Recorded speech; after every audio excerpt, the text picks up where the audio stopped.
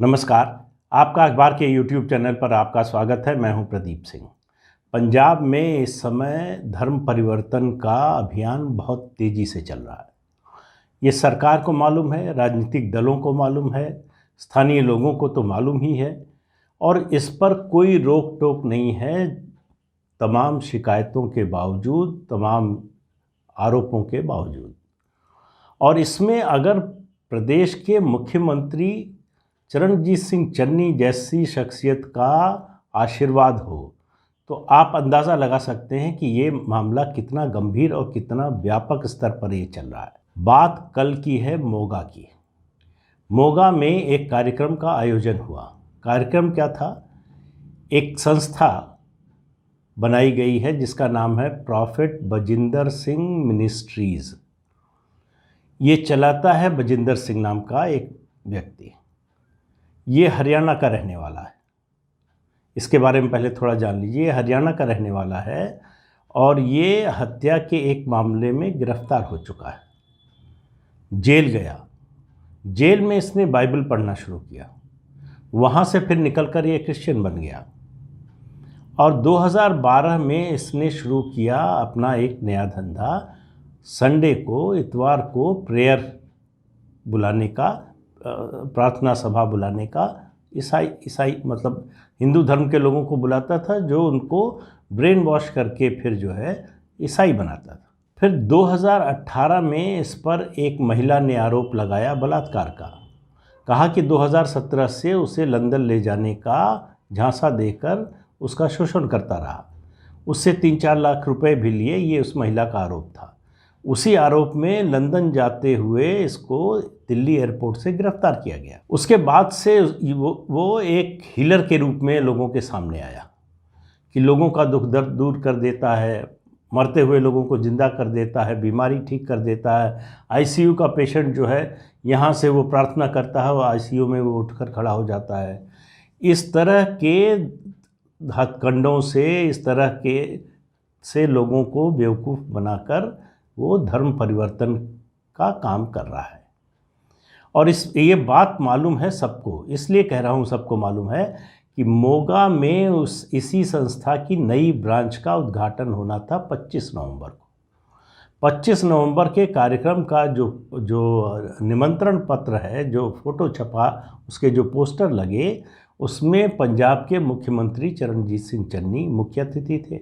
उसके अलावा सोनू सूद, जो कोरोना के दौरान बड़े मशहूर हुए और उनकी बहन अब चुनाव लड़ने वाली हैं पंजाब से, वो थे। पूर्व केंद्रीय मंत्री अशोक प्रधान, उनकी फ़ोटो लगी हुई है, उनका नाम है। अब ये अगर इस तरह के कार्यक्रम में, पहली बात तो ये है कि इस तरह के अभियान का समर्थन कोई भी सरकार या मुख्यमंत्री कैसे कर सकता है? चरणजीत सिंह चन्नी ने इस कार्यक्रम में आने की मंजूरी ही क्यों दी? इसका मतलब है कि आप इस कार्यक्रम से और ये संस्था जो काम कर रही है उससे सहमत है। उससे ये भी निकलता है कि जो कुछ लोग आरोप लगाते हैं चरणजीत सिंह चन्नी खुद क्रिप्टो क्रिश्चियन है, उस आरोप को बल मिलता है। तो ऐसे आरोप को क्यों बल देना चाहते हैं चरणजीत सिंह चन्नी? जब ये कार्यक्रम की घोषणा हुई 24 तारीख को, ये पोस्टर, ये इन्विटेशन कार्ड का जारी हुआ। उसके बाद से विरोध शुरू हुआ। वीएचपी के लोगों ने विरोध किया, स्थानीय सिखों ने विरोध किया और उस जगह पर पहुंच गए जहां कार्यक्रम होना था 25 को। तब जब ये विवाद बढ़ने लगा तो इसको देखते हुए चरणजीत सिंह चन्नी ने आने से मना कर दिया। उसके अलावा भी ये कार्यक्रम जिस रूप में होना था उस दिन नहीं हो पाया। लेकिन ये एक बात है, इस बजिंदर सिंह के खिलाफ commission for protection of child rights ने चिट्ठी लिखी, चंडीगढ़ के डीसीपी को चिट्ठी लिखी कि पॉस्को के तहत इसके खिलाफ कार्रवाई की जाए। इसने अपने धंधे को बढ़ाने के लिए एक बच्चे का इस्तेमाल किया। मंच पर उसका वीडियो वायरल है, मंच पर दिखाई दे रहा है। बच्चे को जोर जोर से चिल्लाकर बोल रहा है और बच्चा दोहरा रहा है वो रोते हुए कि उसकी बहन जो है वो बीमार थी, ठीक हो गई।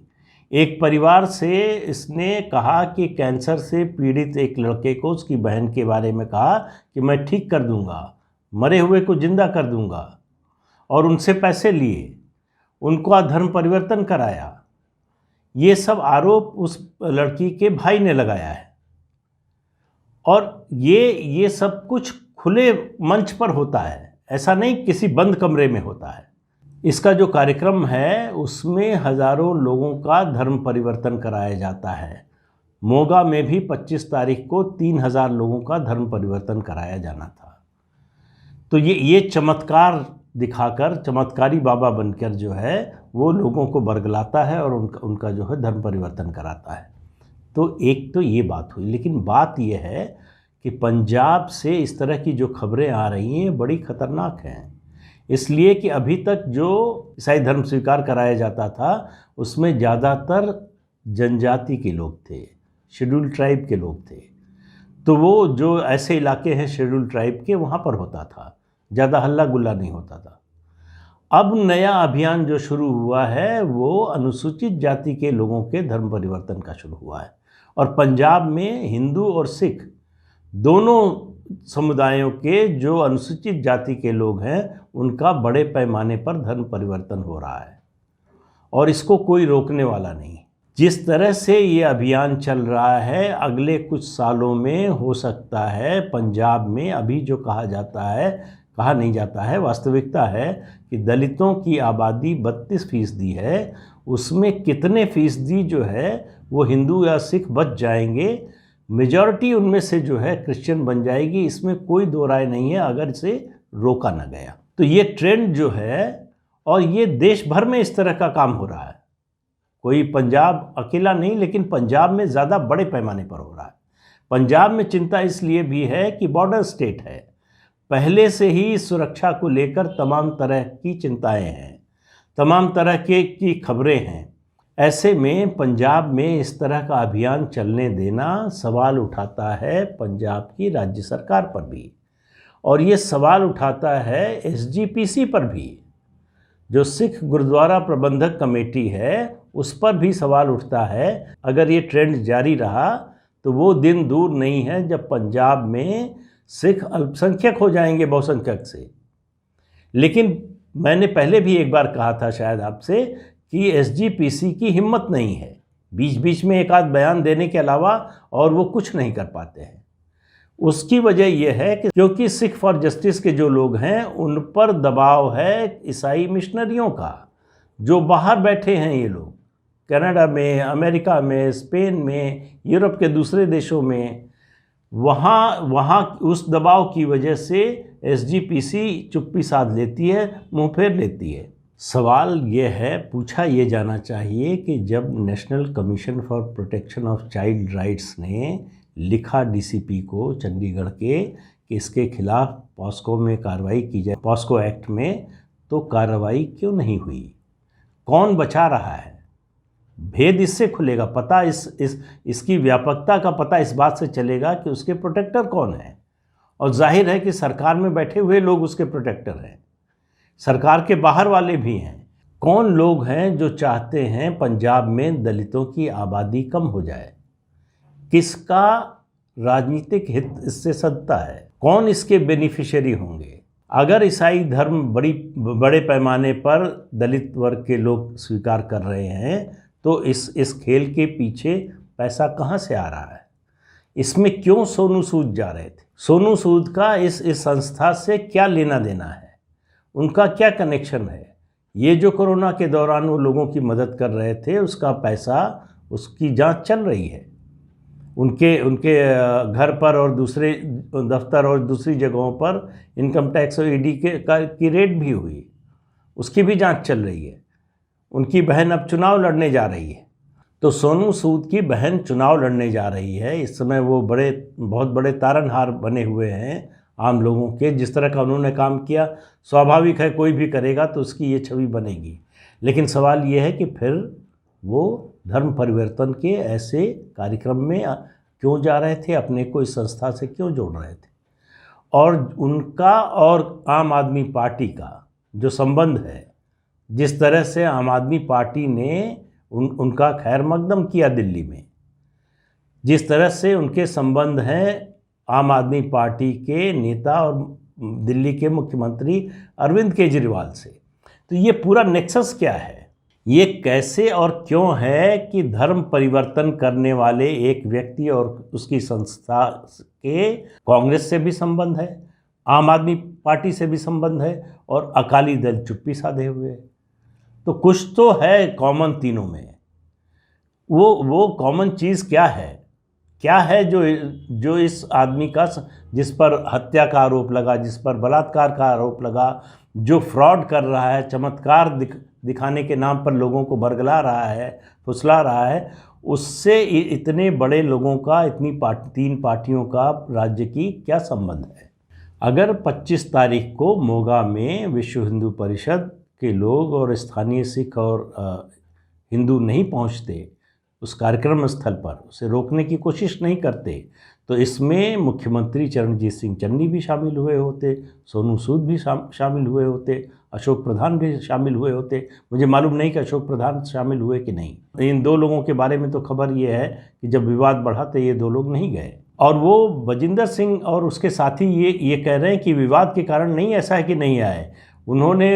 चन्नी ने उनको बताया कि कुछ निजी कारणों से वो नहीं आ पा रहे हैं। तो समझने की बात यह है कि ये एक गहरी साजिश है और ये साजिश चल रही है एक सीमावर्ती राज्य में, जहां तमाम देशों के, खास तौर से पाकिस्तान और आईएसआई का इंटरेस्ट है, वहां अशांति कायम करने में, वहां की डेमोग्राफी बिगाड़ने में। वहां हथियार भेजे जा रहे हैं, पहले से ही ड्रग का जो है रैकेट अपने चरम पर है। ऐसे में इस संस्था और इस संस्था को चलाने वाले के खिलाफ कोई कार्रवाई न होना ये साबित करता है कि इन सब की मिलीभगत है। इसका मतलब पंजाब की सरकार इस धर्मांतरण को, या कम से कम मुख्यमंत्री जो है, इस धर्मांतरण का समर्थन करते हैं। लेकिन मुझे आश्चर्य इस बात पर है कि सरकार करती है, मुख्यमंत्री करते हैं, तो विपक्षी दल जो कांग्रेस के विरोधी दल हैं उनमें क्यों चुप्पी? वो क्यों चुप साधे हुए हैं? क्या वो भी चाहते हैं कि ऐसा हो? देखिए, ये कोई मामूली बात नहीं है। अभी तक होता ये था कि दलित अगर धर्म परिवर्तन करते थे, हिंदू धर्म छोड़ते थे, तो वो बौद्ध धर्म स्वीकार करते थे। ये नया ट्रेंड शुरू हुआ है ईसाई बनने का, जो अभी तक केवल जो है वो जनजातियों में था, शेड्यूल ट्राइब में। अब ये नया ट्रेंड शुरू हुआ है दलितों का ईसाई बनना। और ये निश्चित रूप से किसी अंतर्राष्ट्रीय योजना का हिस्सा है। ये स्थानीय बात नहीं हो सकती है। उसकी इतनी ताकत, इतने आरोप के बावजूद उसका खुले घूमना, खुले में इस तरह का जो है चमत्कार दिखाने का जो है वो ढोंग करना, और उसके खिलाफ कोई कार्रवाई न होना। बार बार कह रहा हूँ कि कोई कार्रवाई न शिकायत पर हो रही है। एक आयोग ने शिकायत की, लिखित शिकायत की, उसके बावजूद नहीं हो रहा है कुछ, और वो उसी तरह से उसका धंधा बदस्तूर चल रहा है। तो इस ट्रेंड को अगर रोका न गया, इस पर लगाम न लगाई गई, तो आने वाले दिन पंजाब के लिए बड़े मुश्किल भरे हो सकते हैं। और सिख और हिंदू संगठनों के लिए, सिख और हिंदू समुदाय के लिए भी ये चिंता की बात है, ये खतरे की घंटी है। अगर नहीं समझेंगे तो पछताएंगे। तो आज के अंक में इतना ही। अगले अंक में फिर मिलेंगे किसी नए मुद्दे के साथ। तब तक के लिए इजाज़त दीजिए। नमस्कार। आपसे अनुरोध है कि ये चैनल देखिए, शेयर कीजिए, लाइक कीजिए और सब्सक्राइब ज़रूर कीजिए। नमस्कार।